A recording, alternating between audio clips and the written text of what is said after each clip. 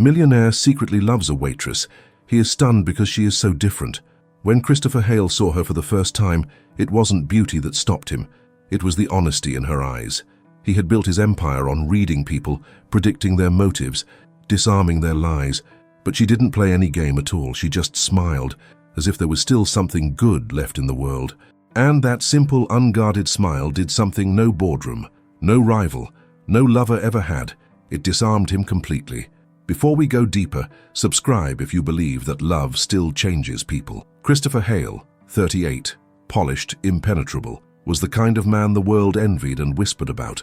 He owned half the skyline in Manhattan, the penthouse on the 89th floor of the Marlowe Tower, and a company that dictated trends, markets, and fates. His name appeared in magazines beside words like power, vision, and billionaire, but what none of them ever printed was that he hadn't felt anything real in a decade. He wasn't cruel, just hollow. Every victory came with the same emptiness. Every woman he dated looked perfect under candlelight, but vanished into irrelevance when morning came. He didn't chase love. He didn't even believe in it anymore. Until her. Her name was Clara James, 26. A waitress at a small cafe tucked between towering office buildings, the kind of place executives ignored unless they were desperate for real coffee and quiet. She was working 2 jobs to pay her younger sister's medical bills and tuition, yet somehow she always found time to smile. The first time he saw her, he was there by accident. His meeting had been rescheduled, and he ducked into the cafe to escape the rain. He sat by the window, removed his gloves, and scanned his phone for a distraction. When she appeared at his table, her presence broke the rhythm of his thoughts. "Good morning," she said, her tone soft but bright. "You look like someone who hasn't had a good cup of coffee in weeks." He looked up, mildly amused. "And how would you know that?" "You're wearing the expression of someone who drinks it only out of obligation," she replied, still smiling. The same way some people smile for photographs. No one had ever spoken to him like that. Not a single person in his orbit dared to. He was used to flattery, fear, calculation, but never truth, and certainly not from a waitress. He ordered whatever she recommended. When she brought it back, she placed the cup down carefully, her hands steady despite the rush of morning customers. He watched her for a moment, wondering how someone could move through the world with that much gentleness and not be destroyed by it. After she left his table, he tasted the coffee, and for the first time in a long while, smiled. It was terrible, burnt, bitter, overbrewed, but somehow it didn't matter. It was her voice that lingered, not the taste. He came back the next day, and the day after that, always at the same hour, always sitting by the same window. The staff started whispering, but Clara treated him no differently than anyone else. She never asked about his life, never hinted that she recognized him. It was as if she didn't care who he was, and that made her the only person he couldn't stop thinking about. "Back again?" she teased on his 5th visit. "I could ask you the same," he replied dryly, and she laughed, a quiet, unpretentious laugh that made him feel something unfamiliar. Warmth. One morning, when he walked in earlier than usual, he noticed she wasn't there. A different waitress served him, polite, efficient, forgettable. Without Clara, the cafe felt lifeless. When she returned a few days later, he found himself blurting the question before he could stop himself.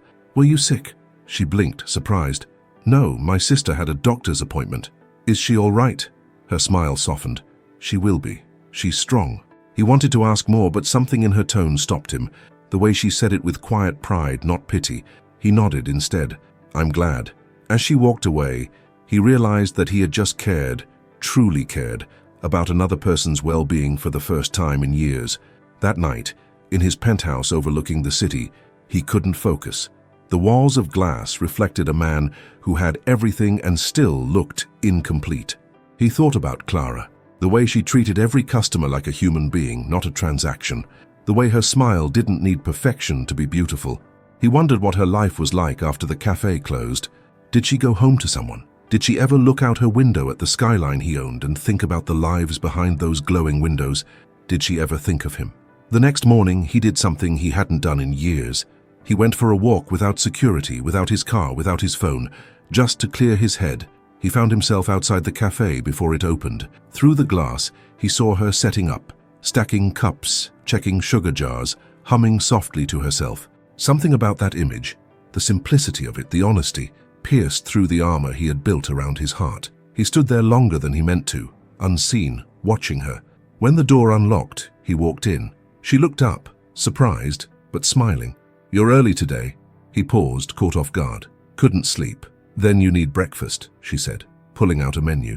He smiled faintly. "Surprise me." She grinned. "That's dangerous. You might hate it. Then I'll blame you personally." "Deal," she said. For the next half hour they talked, not about him, not about money or success, but about books, about her sister's dream of becoming a teacher, about the small things that mattered to people who had learned to survive without comfort. When he finally left, she handed him the check with a playful note scribbled in the corner. "Try sleeping tonight. The city needs you well rested." He folded it carefully and kept it. That evening he found himself staring at that note again, and for the first time in years, the silence in his penthouse didn't feel peaceful. It felt unbearable. He didn't understand it yet. He only knew that a woman with calloused hands and a warm smile had somehow stepped into the one place no one else ever could, his guarded heart. And as he poured himself a drink, he whispered to no one, "Why her?" He didn't know it yet, but that question, simple, quiet, and utterly sincere, would change everything. For the next 2 weeks, Christopher kept finding excuses to return to the cafe. Sometimes he told himself it was for the coffee, though it was still awful, and other times he claimed it was because it was close to his office. But deep down, he knew better. It was her. It was always her. Clara had a presence that felt like sunlight on cold glass. She didn't try to shine, she simply did. She wasn't the most beautiful woman he'd ever seen, but she had that rare, disarming kind of beauty that came from kindness. When she listened, she really listened.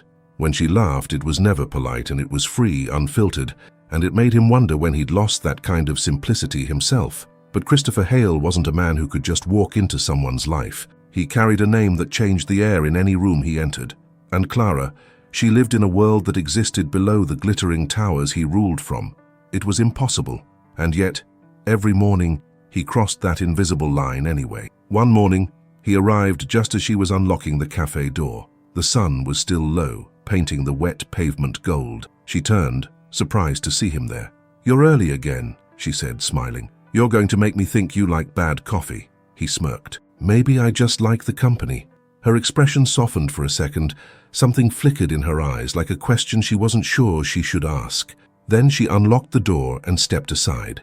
"In that case, welcome back." He followed her inside, watching the way she moved. Efficient, graceful, completely unaware of her own charm. "Can I ask you something?" he said after a while. She looked up from wiping a table. "Sure. Why do you still work here?" Her brows rose. "That's a strange question." "Not really," he said. "You're clearly smarter than most people I meet in boardrooms. You could do anything." She smiled faintly. "You think working here means I'm less?" He hesitated. "No, I meant..." She laughed softly. "Relax, I know what you meant. And no, I don't think I'm less. I work here because it's honest. People come in tired and leave smiling. It may not look like much, but I like being part of that." Her words struck him like truth often does, quietly but deeply. He didn't say anything more. Instead, he watched her pour coffee for a man in a construction uniform, calling him by name, remembering how he liked it. He watched her laugh with an old couple who came every Sunday. He watched her care, something he hadn't seen in a long time. That afternoon, he skipped a meeting. Instead, he sat outside the cafe, pretending to read the paper while watching her through the window. For the first time, he realized how empty his own life looked in comparison. His world was numbers, contracts, perfection. Hers was people, connection, imperfection, and yet he was drawn to it as if starving. Later that night, at a charity gala filled with champagne and small talk, Christopher's mind wasn't on the speeches or the cameras. He was thinking about the way Clara had smiled at a crying child earlier that day, how she had knelt, comforted, and paid for the child's spilled cocoa herself. At his table, an old friend leaned over and said, "You're distracted. Don't tell me some new deal's got you restless." Christopher forced a polite smile. Something like that.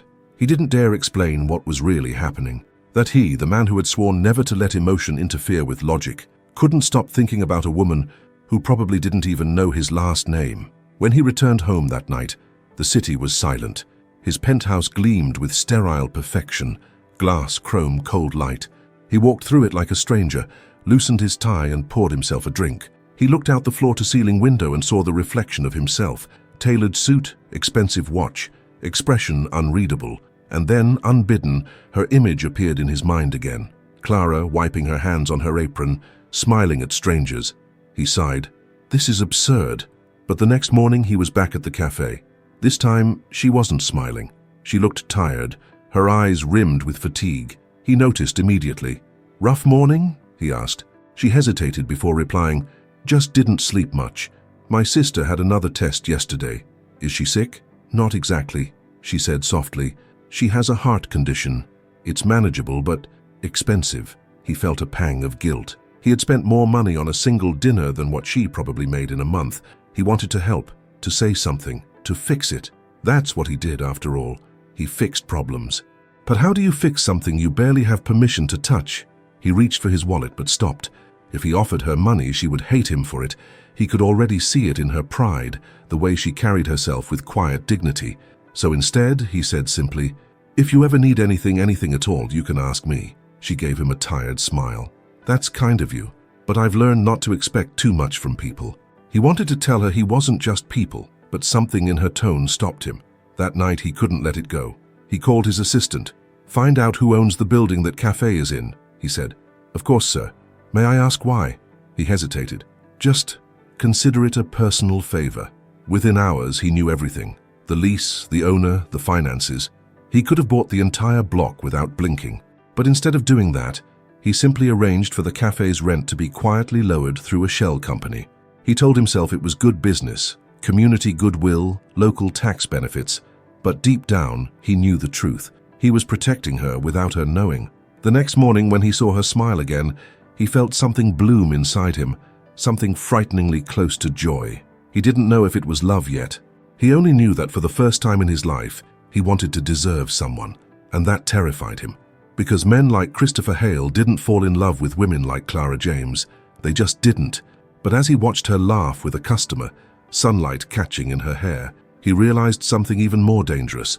He already had. The first real test came one evening when Clara saw him step out of a car that didn't belong in her world.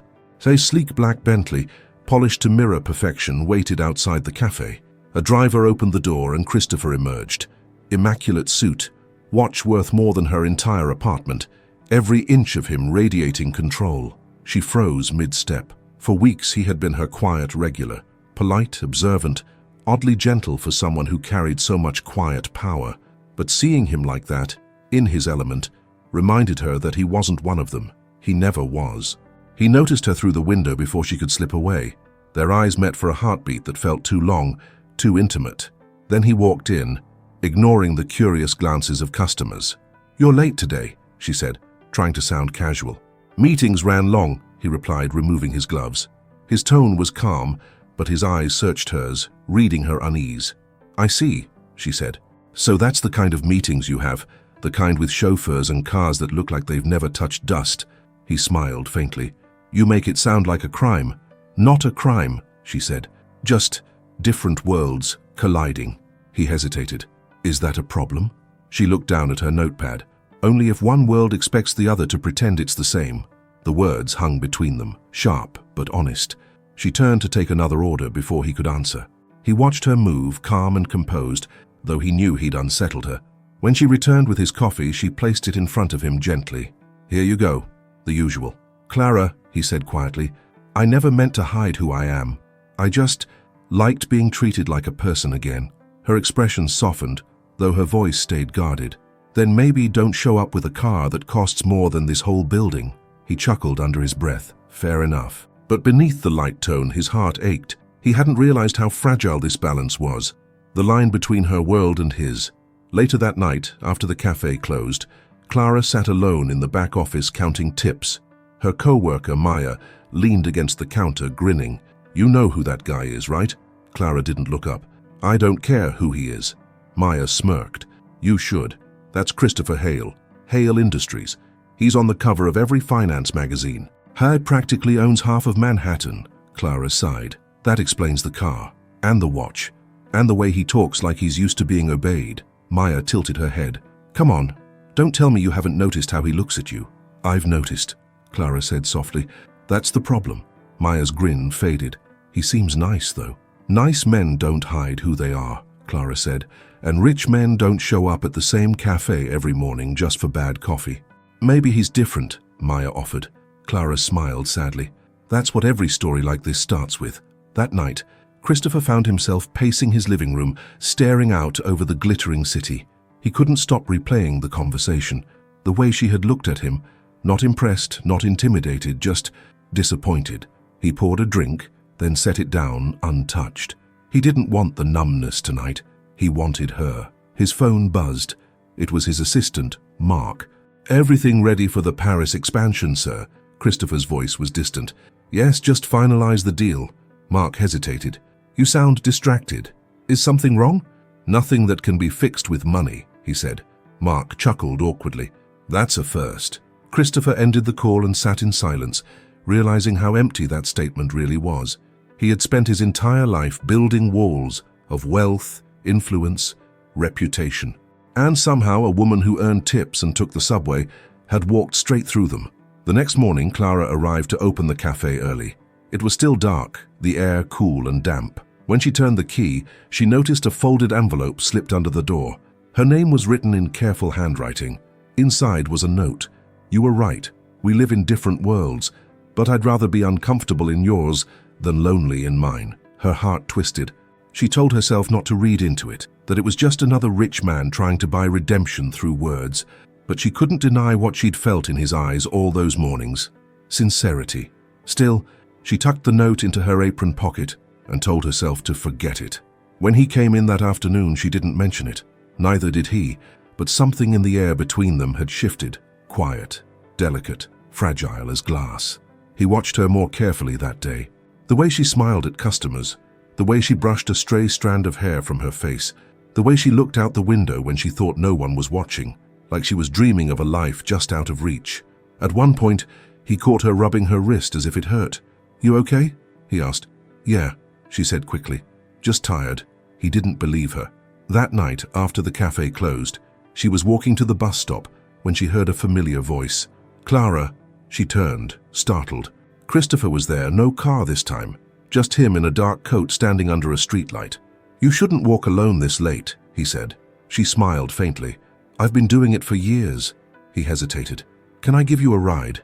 I thought we agreed your car doesn't belong in my world." "No car tonight," he said. "Just me." She studied him for a moment, then nodded. "All right." They walked side by side through the quiet streets. The city glowed around them. Neon and shadows, noise and silence. He wanted to reach for her hand but didn't. She wanted to ask him why he cared but couldn't. When they reached her building, she turned to him. "Thank you for walking me." He nodded. "Anytime." She paused, then added softly, "You don't have to keep showing up, you know. I'm not someone who fits into your world." He met her eyes. "Then maybe my world needs changing." She didn't reply. She just stood there for a moment, trying to read the truth in his voice. And when she couldn't decide, she simply whispered, "Good night." As she disappeared inside, Christopher stood there, heart pounding, knowing something irreversible had just begun. For the first time in his life, he wasn't chasing profit. He was chasing something real. The following week blurred into a pattern that neither of them dared to name. He kept coming. She kept pretending not to notice. And between every casual word, every fleeting glance, something unspoken grew. Fragile, dangerous, real. Christopher had never felt anything like it. The more time he spent near Clara, the more the noise of his world faded.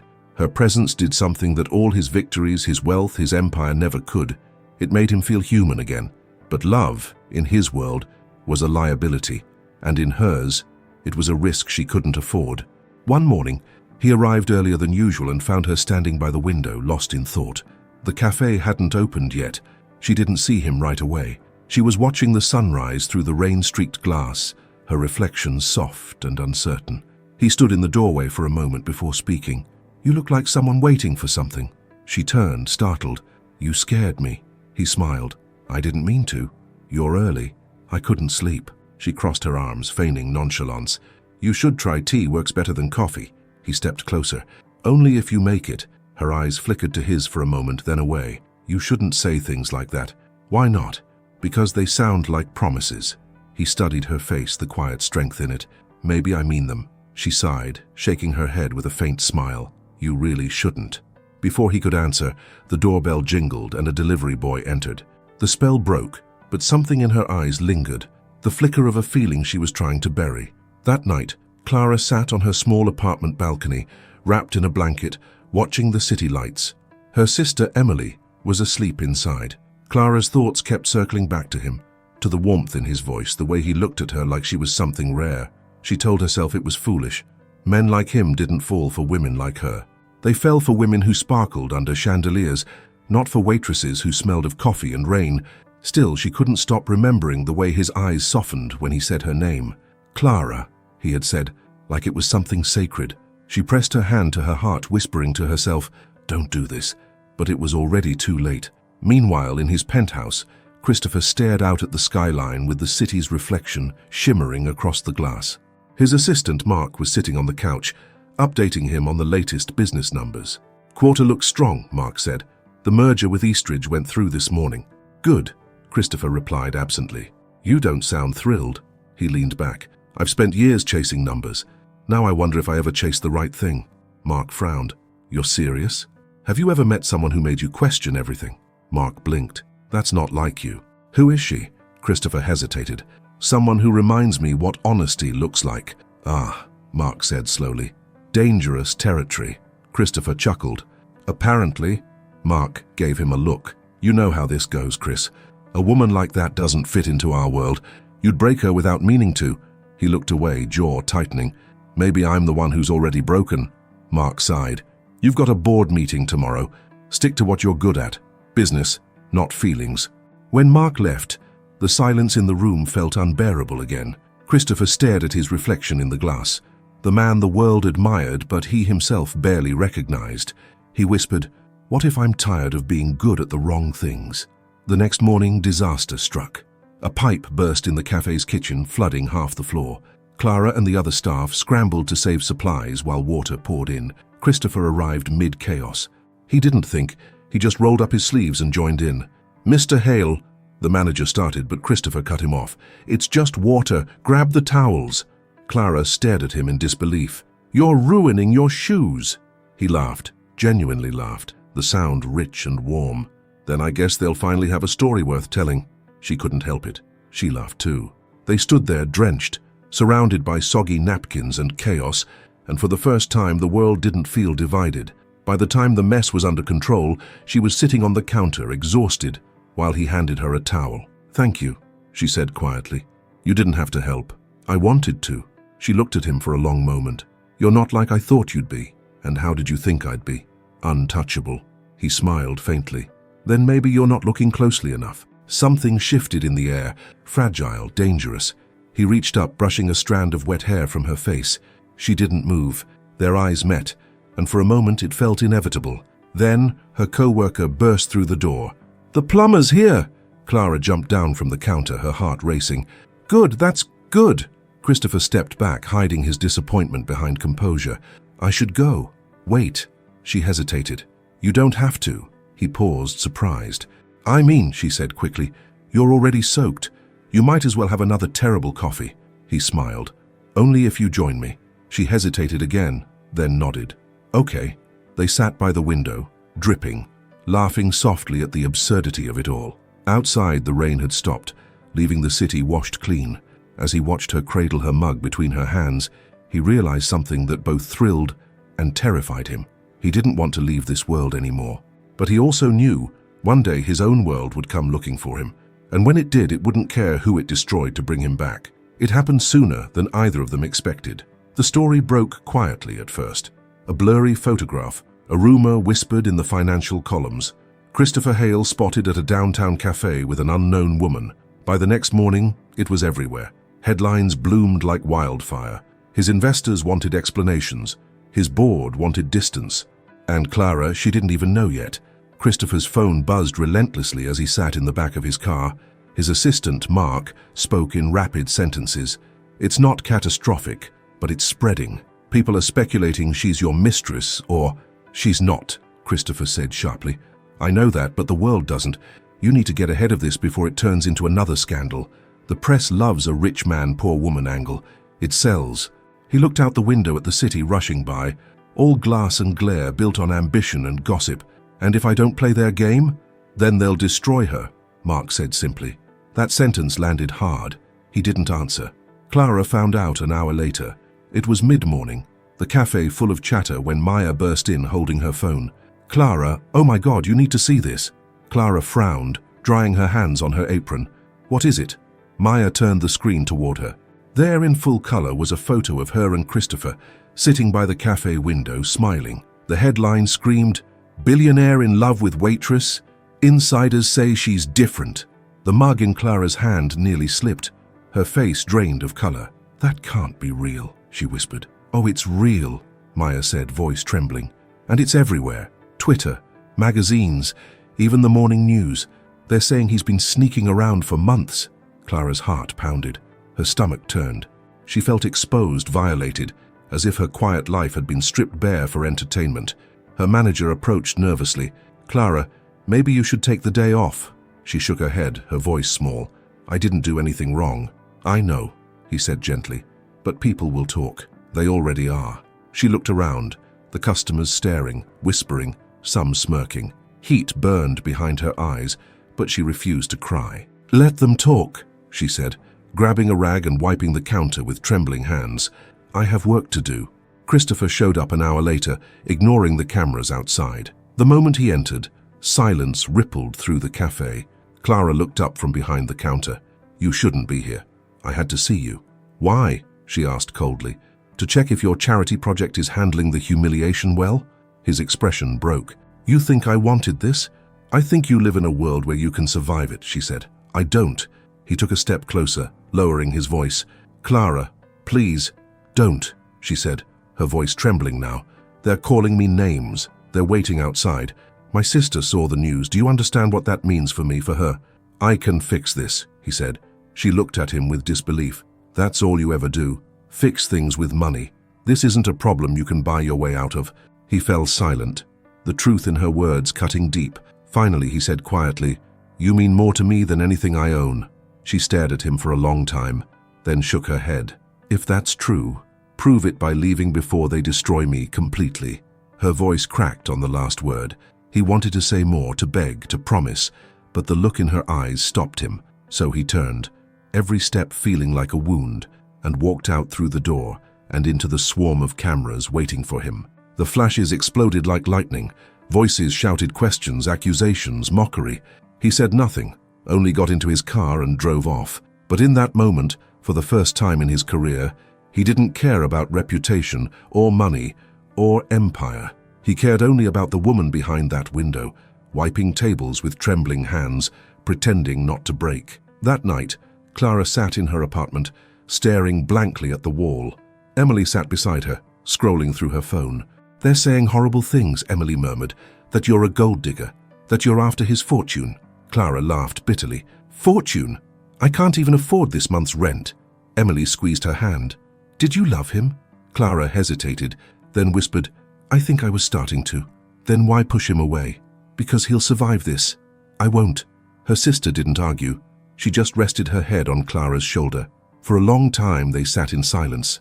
Across town, in a skyscraper of glass and privilege, Christopher stood before a sea of reporters. The board had insisted on a statement. He was supposed to deny everything, call it gossip, say the woman was a friend of a friend. But when he stepped up to the microphone, something in him refused to lie. He looked into the flashing lights and said, Her name is Clara James. She's not part of this world, but she's the most genuine person I've ever met. Whatever you think this story is, what you're wrong. She didn't chase me, I found her. Gasps, murmurs, chaos. Mark buried his face in his hands. Christopher continued, voice steady. If protecting her costs me everything, then maybe it's time I lose something worth losing. He walked away before anyone could ask a question. By the next morning, the internet was on fire. Some called him foolish. Others called it romantic. Investors panicked. The board called an emergency meeting. But Clara, sitting in her small kitchen, coffee cup trembling in her hands, couldn't stop replaying his words. He had just risked everything for her, and for the first time since the storm began, she started to cry, not from fear, but from something far more dangerous. Hope. For days the city couldn't stop talking. News anchors dissected every detail. Magazines printed their photos side by side, and gossip networks built entire narratives around them. The billionaire who fell for the waitress. the forbidden love, the scandal that shook high society. But beneath the noise, there was only silence between them. Christopher hadn't seen Clara since that day in the cafe. He didn't blame her. He had turned her quiet world into chaos. He told himself she needed space, but deep down he feared she had already decided to erase him from her life. He spent his mornings staring out the window of his office, unable to focus. Meetings blurred together. Investors threatened to pull out. Mark kept warning him, "You're bleeding credibility, Chris. You have to do something." "I already did," Christopher said flatly. "I told the truth," Mark sighed, "and that's exactly what terrifies them." Meanwhile, Clara's life had become unbearable. The cafe owner, though sympathetic, asked her to take time off until things calmed down. Her phone wouldn't stop ringing. Unknown numbers, journalists, strangers with cruel messages. One night, she unplugged it completely and sat in the dark, staring at the city lights outside her window. Emily came up behind her, placing a gentle hand on her shoulder.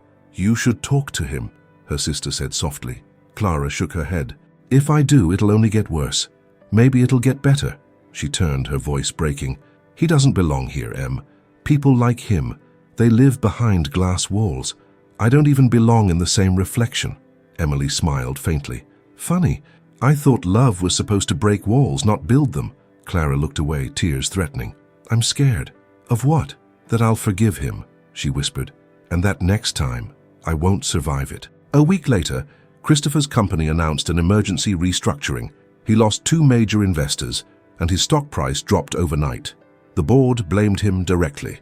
When they called him into the conference room, he could already hear the verdict in their tone.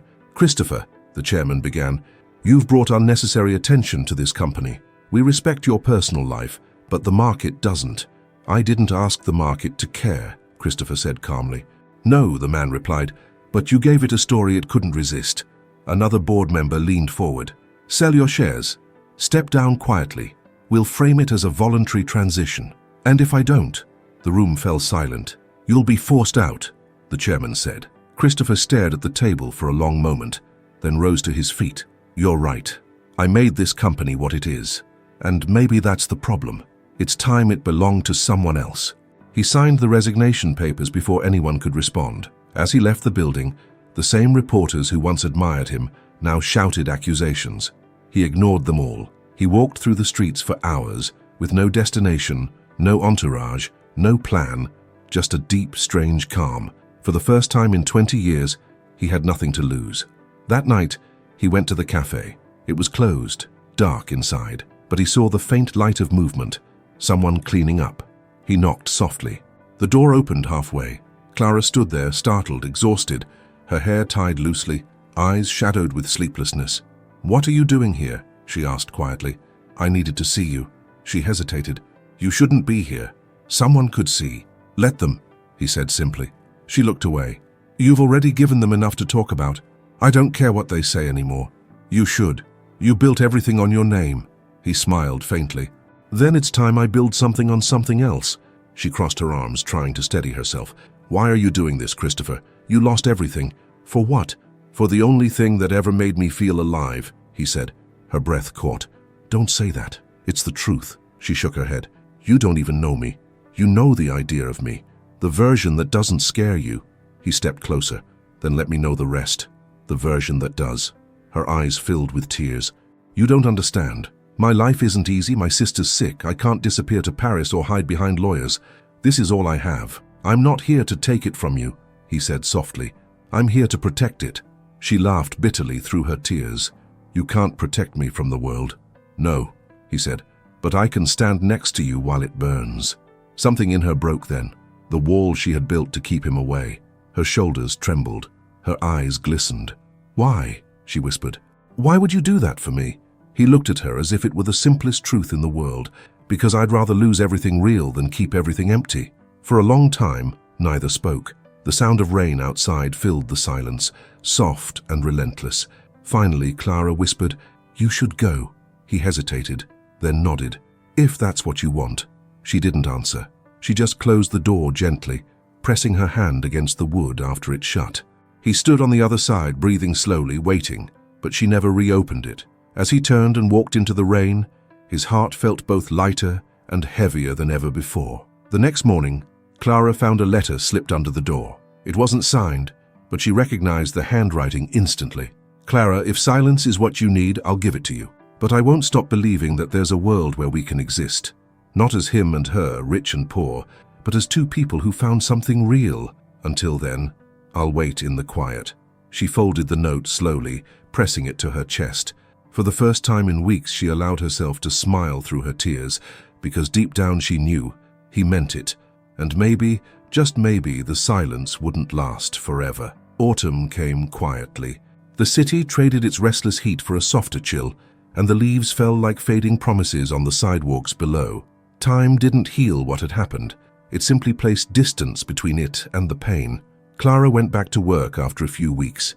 The scandal had cooled, replaced by the next rumor in an endless cycle of gossip. But whispers still followed her sometimes, quiet, sharp, and cruel. She ignored them. She had learned to move through them like wind through reeds, bending, never breaking. What she didn't know was that Christopher hadn't left the city. He was living on the edge of Manhattan now, in a small apartment overlooking the river. The penthouse was gone. The company was gone. The world that once bent around his will had moved on without him. And yet, strangely, he felt freer. His days began early now. A morning run by the water, coffee in silence, reading without urgency. Sometimes, when the fog settled low over the city, he found himself walking past the cafe. He never went in.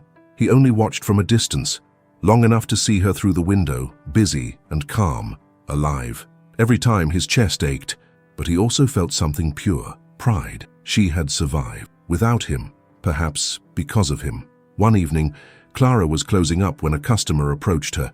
An older woman in an elegant coat, her hair silver but eyes sharp and kind. "So you're Clara James, aren't you?" Clara smiled politely. "Yes, ma'am. Can I get you anything before we close?" The woman shook her head. "No, I came to thank you." Clara frowned slightly. "Thank me?" "My name's Evelyn Hale," the woman said. "Christopher's mother." The world seemed to stop for a moment. Clara froze. I didn't know." Evelyn smiled gently. "He never told you about me. That sounds like him. He always protected what he cared about." Clara's pulse quickened. "How did you find me?" "I didn't have to look hard. You're the woman who made my son human again." Clara blinked, stunned. "I didn't—" "Yes, you did," Evelyn interrupted softly. "You see, for years, Christopher lived like a ghost. Everything was calculated. Everything was surface. I watched him lose the light in his eyes piece by piece, until one day he stopped coming home altogether. And then suddenly he called me to talk about a cafe, about a waitress who argued with him over coffee and made him laugh." Clara felt her throat tighten. "He shouldn't have lost everything because of me." Evelyn tilted her head. "You think love costs less than pride?" Clara looked down, tears brimming. "I think I broke him." Evelyn smiled sadly. "No, my dear, you woke him, and waking hurts more than breaking." She reached into her coat and handed Clara a small envelope. "He'll never tell you where he is, but I think you should know anyway." Inside there was an address, simple, handwritten. Evelyn placed a hand over hers. "Go to him when you're ready. Not before. My son's heart doesn't need rescuing anymore. It just needs forgiveness." Before Clara could respond, the older woman was already leaving, her steps slow but certain. That night, Clara sat awake at her small kitchen table, the envelope in front of her. Emily watched from the doorway. "Who was she?" "His mother," Clara whispered. Emily's eyes widened. "What did she want?" "She said, he's still here, that I should find him." Emily leaned against the counter. "Are you going to?" Clara traced the address with her finger. "I don't know." Her sister smiled softly. "You've spent all this time surviving him. Maybe now you can start living him." Clara gave a half laugh. "You make it sound easy." "It's never easy," Emily said. "That's how you know it's real." Clara sat in silence long after her sister had gone to bed. Outside, the wind rattled the windows, carrying the scent of rain. She finally stood, grabbed her coat, and left. Christopher was sitting by the river when he heard footsteps behind him. He didn't turn. He didn't need to. He had memorized the sound of her steps. Quick, purposeful, hesitant at the last moment. When she spoke, her voice was quiet, but steady. "I didn't think you'd stay in the city." He smiled faintly. "I didn't think you'd find me." "I had help," she said, sitting beside him. The silence between them was fragile, uncertain, but alive. "You look different," he said finally. "So do you." He chuckled. "Poorer, you mean?" She smiled for the first time in weeks. "Maybe freer." He looked at her then. really looked. She was tired, yes, but her eyes still carried that same unguarded light that had drawn him in from the very beginning. "I'm sorry," he said softly, "for everything. For the noise, the headlines, the pain.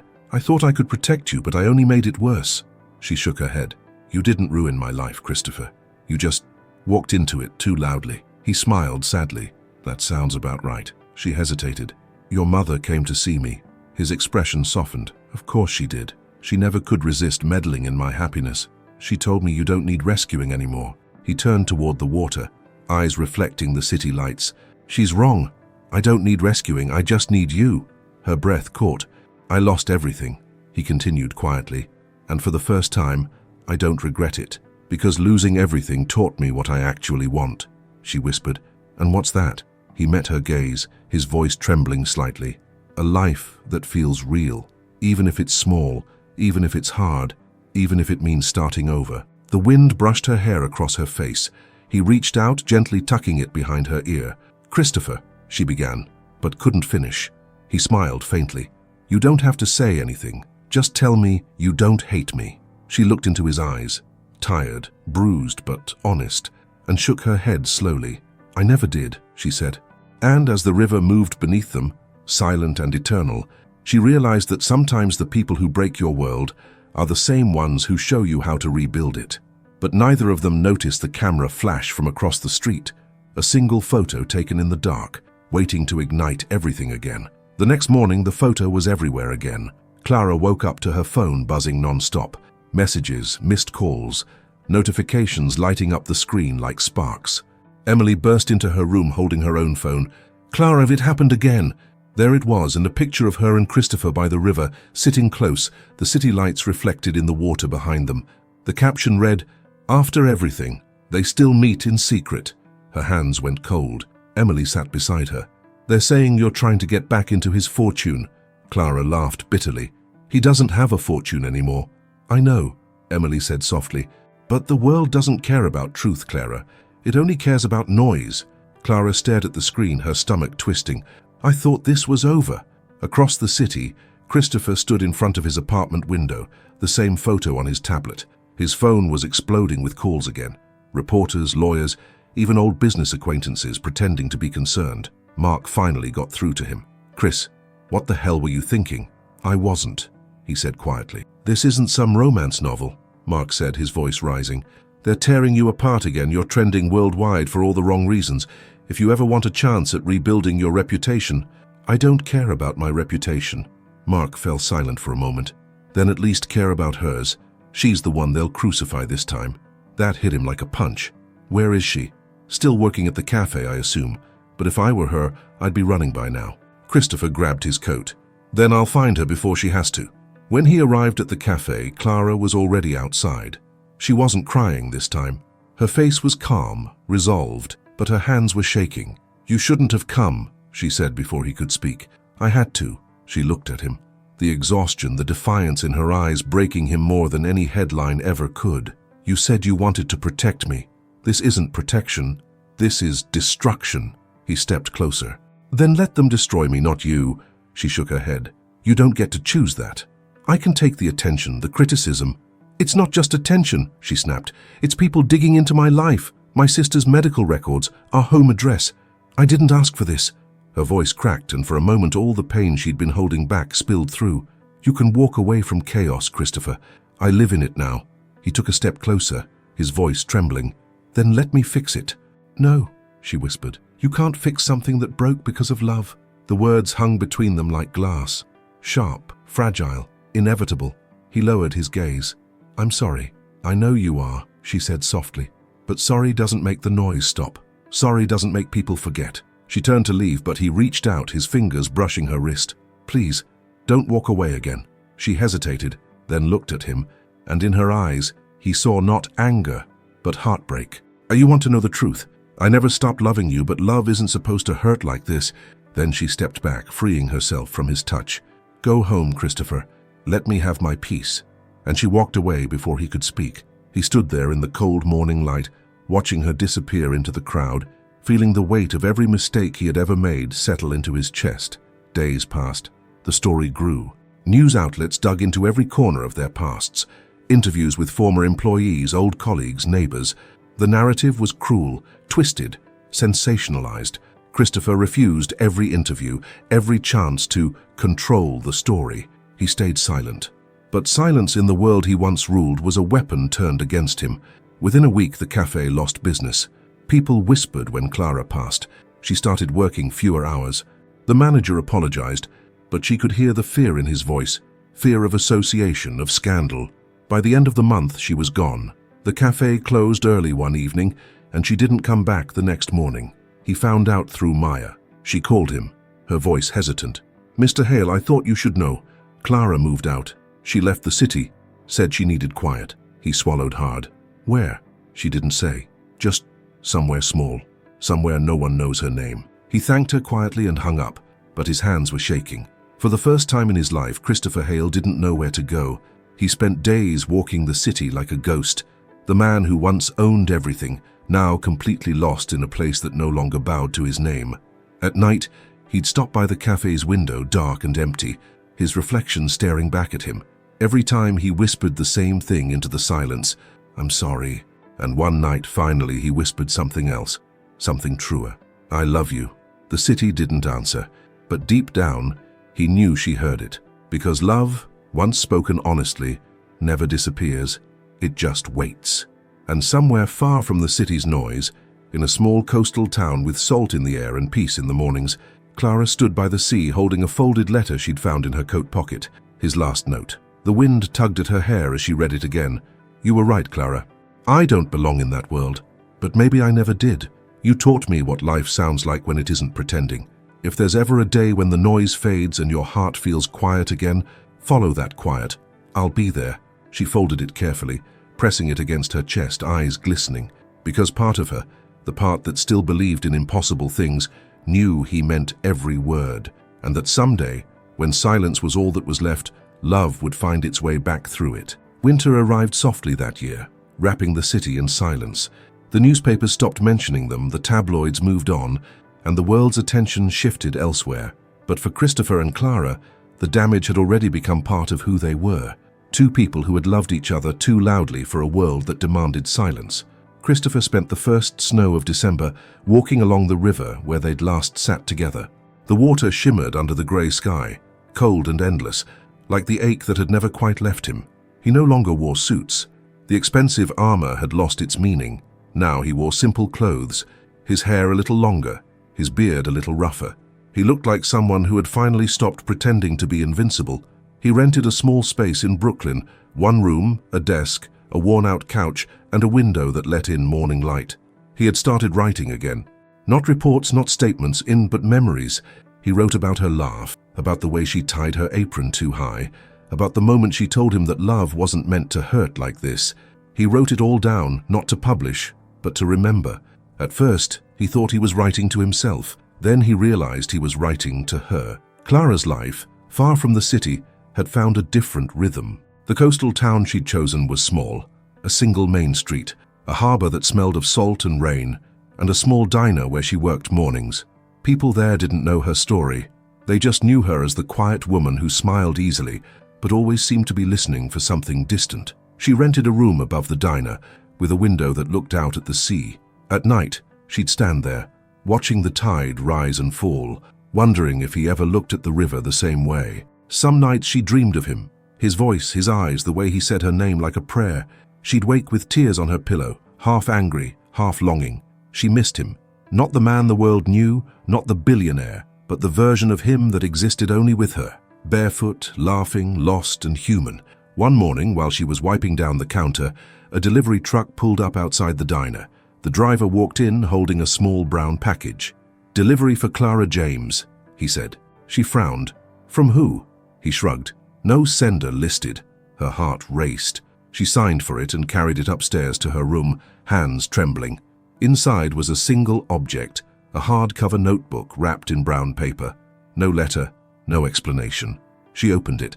The first page was blank, but the second carried familiar handwriting. "For the woman who taught me that love is not possession, but presence." Every page after that was filled. Neat, deliberate handwriting, sometimes shaky, sometimes strong. It was his story, their story, every memory, every thought, every truth he had never said aloud. By the time she reached the end, tears blurred the ink. The final line read, "I built an empire once, but it collapsed the moment I realized I'd traded warmth for walls. You broke those walls. If love means anything, it means that. If you ever read this, it means I never stopped believing in the version of me that you saw." Her hand covered her mouth as she whispered, "Christopher." For the first time in months, she felt something shift inside her. Not pain, but peace. 2 days later, she called the number written on the back of the notebook. It rang twice before a voice answered. "Hello?" Her breath caught. "It's me." There was silence on the other end. Then softly, "Clara." She closed her eyes, letting the sound of his voice wash over her. "You shouldn't have sent this." "I had to," he said. "It was all I had left that was real. You could have just called." "I didn't think you'd answer. I almost didn't." He let out a breath that sounded like a laugh, but she could hear the emotion behind it. "Are you okay?" "I am now," she said. "You?" "Still figuring that out." Another pause. Then she said softly, "The book. It's beautiful." He smiled faintly on the other end. "It's yours. I don't know what to do with it." "Then start by forgiving me." She swallowed hard. "I already did." Silence stretched again, this time comfortable. Finally, he said, "I'd like to see you, not to fix anything, just to say thank you properly." She hesitated. The sound of waves filled the line behind her. "It's quiet here," she said finally. "You'd like it." He smiled. "I've learned to like quiet. Then come." When he arrived 3 days later, he didn't bring gifts or flowers or apologies, just himself, older, humbler, still carrying the softness she'd once glimpsed beneath the armor. He found her standing by the harbor, her hair tangled in the wind, her hands in her pockets. For a long moment neither spoke, they just looked at each other. The man who had lost everything for love, and the woman who had taught him what it meant. "You look different," she said finally. "So do you," she smiled. "Guess we both survived." "Barely," he said. She stepped closer. "But we did." The distance between them disappeared then, not with grand gestures or declarations, but with quiet understanding. He reached for her hand, and this time, she didn't pull away. They stood there as the wind swept around them, the sea whispering against the docks. Two lives that had once collided, finally finding stillness side by side. Neither of them noticed the old man watching from the diner window, smiling to himself as he muttered, "Finally." Because sometimes love doesn't return in fireworks or applause. It comes back quietly, in forgiveness, in peace, in the courage to stand still when the world once tore you apart. And as the tide rolled in, Christopher squeezed her hand gently and whispered, "This time, I'm not leaving." She smiled, her voice barely above the wind. "Then I'm not hiding." Then just like that, what once was chaos became calm, not because the world had changed, but because they finally had. The sun rose gently over the harbor, spilling gold across the water.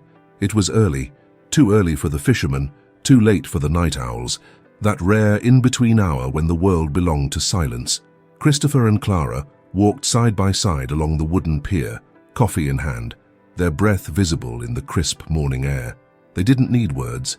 The stillness between them had finally become something peaceful, the kind of quiet that only comes after two storms have learned to recognize each other. He had rented a small cottage near the cliffs, nothing like the glass palaces he once called home. The first time he brought her there, she'd smiled and said, "You actually live in a place with chipped paint and squeaky floors." He'd replied softly, "It's the first place that feels alive." Inside, there were only the essentials. A few books, a table by the window, a pot of coffee always half full. But there was something else the penthouse never had. Warmth. Some nights, they'd sit by the fire without speaking. She'd read, and he'd watch her lips move with each word, the flickering light dancing on her face. Other nights, she'd fall asleep on his shoulder while he stared into the flames, realizing that peace doesn't arrive in grand gestures. It arrives in the sound of someone breathing beside you and meaning it. Months passed quietly. The world forgot about them. No cameras, no gossip, no glass walls, just two people learning to exist again.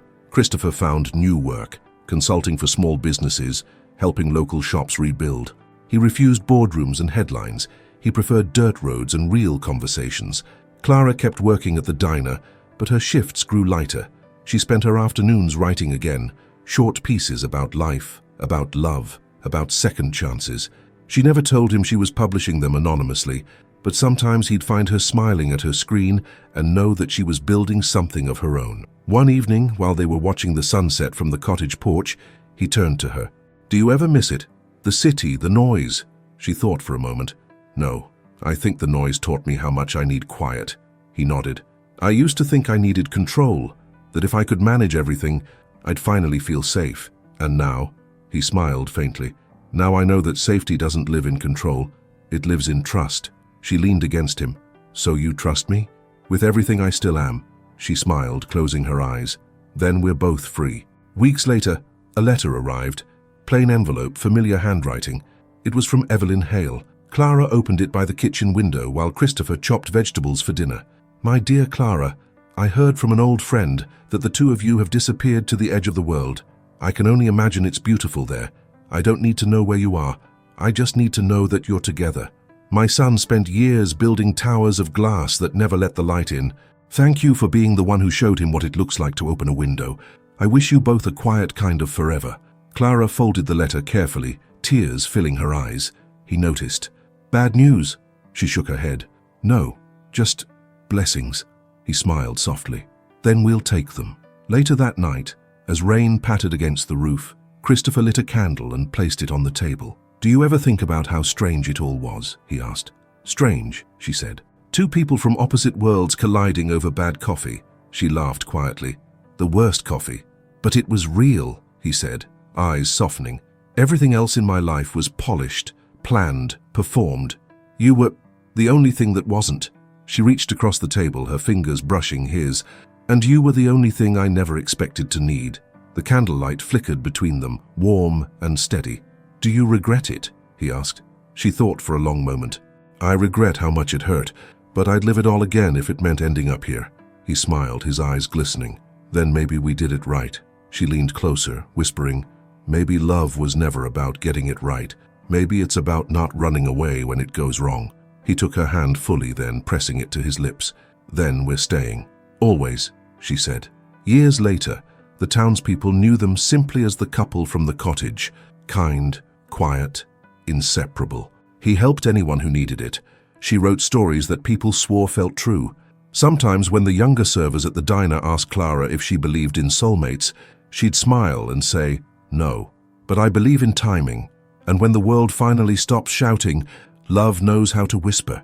And in the evenings when the sea turned gold beneath the setting sun, Christopher would stand beside her, the light wrapping them both in that familiar stillness.